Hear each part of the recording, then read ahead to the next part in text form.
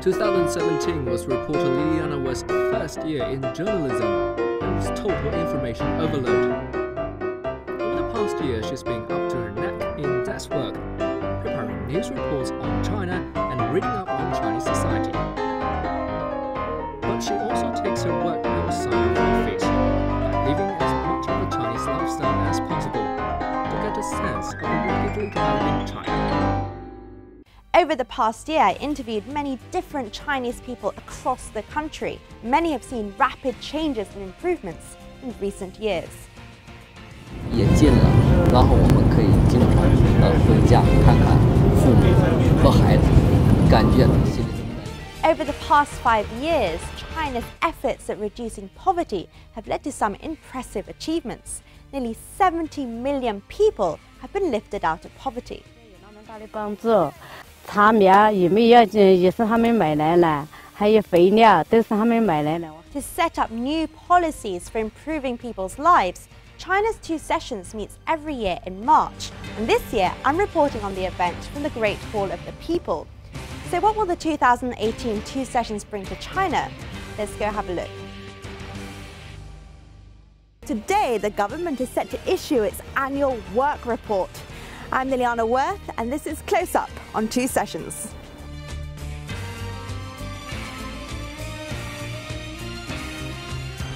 There's a real sense of excitement in the room at the moment because the government has just issued its annual work report, and this is something that it issues every year at the Two Sessions. So it came out about 5 minutes ago, and as you can see, there's quite a few documents here, so it's going to keep you busy for quite a bit.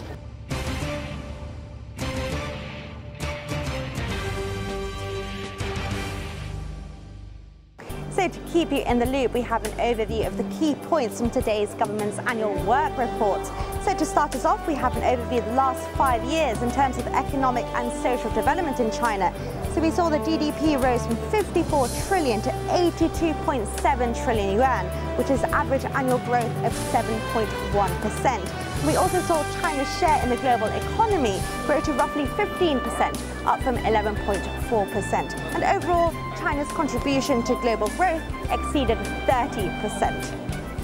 So moving on from that, we have the key targets for China's economic and social development in 2018. So two key figures. First of all, the GDP growth target of around 6.5% and also the CPI increase of around 3%. So two very important figures there. And on an exciting point, we also see a continued push to make China a so-called country of innovators, so a continued emphasis on innovation there. The government is about to improve national innovation systems, and they also said they will launch a number of major science and technological innovation programs as well.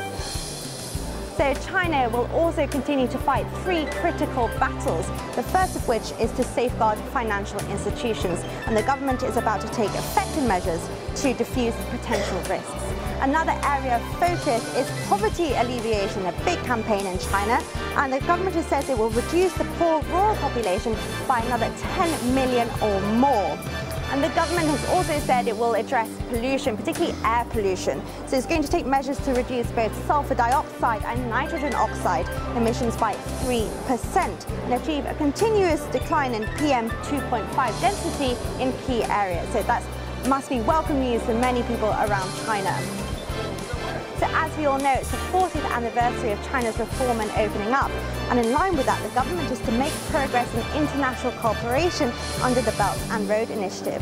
And also, it's about to simplify procedures for foreign invested enterprises to be set up in China, which will be welcome news for many international investors.